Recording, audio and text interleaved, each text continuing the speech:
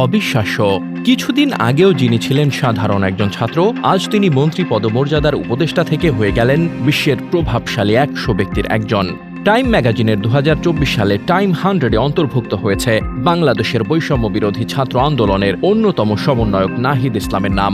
প্রতি বছর বিশ্বের প্রভাবশালী 100 ব্যক্তির তালিকা প্রকাশ করে বিখ্যাত এই সাময়িকী। টাইম ম্যাগাজিনে উপদেষ্টা নাহিদকে নিয়ে লেখা হয়েছে, বিশ্বের অন্যতম ক্ষমতাধর ব্যক্তিকে নামিয়ে আনতে নাহিদ ইসলামের বয়স ২৬ বছরের বেশি হতে হয়নি।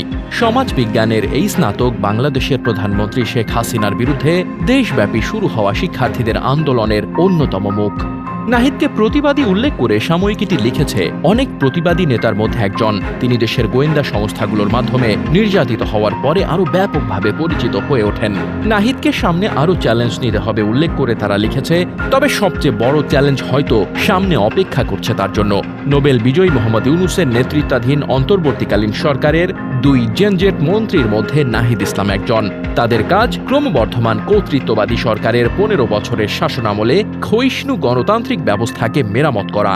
অনেকের মতেই উপদেষ্টা নাহিদ আমাদের গর্ব। সে যেভাবে ভূমিকা রেখেছে স্বৈরাচার শেখ হাসিনাকে হটাতে, সেটি সত্যি প্রশংসনীয়।